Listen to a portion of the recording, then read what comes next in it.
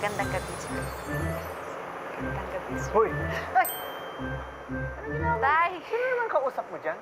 Ay, Tay. Tignan niyo ako. Maganda ba yung makeup ko? Anak, ano mo naman, kahit wala kang makeup, maganda ka. Tay.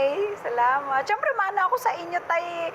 Pero, Tay, yung totoo, ano ba, importante kasi na maayos akong harap sa kanya. Maganda ba yung suot ko? Anak, kahit nasa akong suot mo, maganda ka pa rin. Teka, sino bang haharapin mo? Kasi, Tay,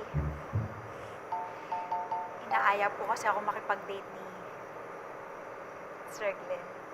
Date? Sigurado ka bang date? Eh baka naman niyaya ka lang kumain nun. Oo, ganun din yun, Tay. Kakain kami, di-date din yun. Pero, Tay, alam mo, tingin ko talaga, ito na yun eh. Teka. Parang, ang labo mong kausap eh. Anong eto na yun? Ito na yun.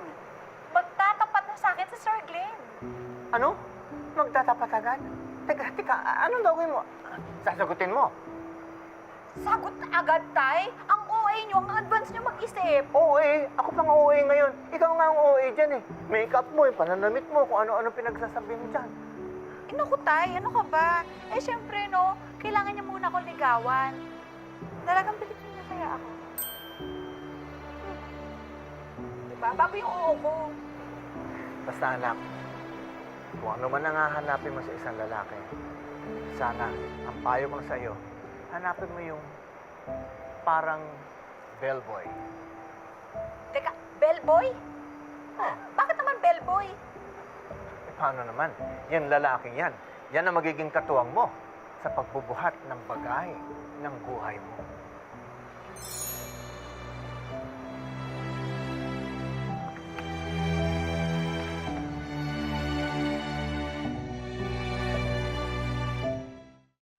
Sir Glenn, you asked Melody to have dinner with you? Yes. Why?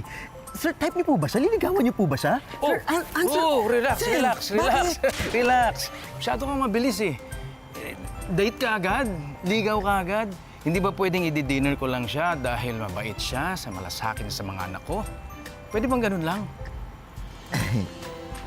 Pwede naman, sir. Sorry. Yun naman Sorry pala to assume, sir. Sir, Pero seryoso po, wala kayong planong ligawan si Melody? Wala kayong gusto sa kanya? Conrad, kung meron man, may problema ba? Mga Conrad, may problema ba? Hindi, sir. Wala po problema, sir. Wala po. Okay. Conrad, Yesi, meron sana akong gusto sabihin sa inyo eh. Bilang kaibigan ninyo, hindi presidente. Bilang kaibigan, ha? Okay? Kaibigan niyo ako. Hingi sana ako ng pabor sa inyong dalawa eh. Ano po yun, sir?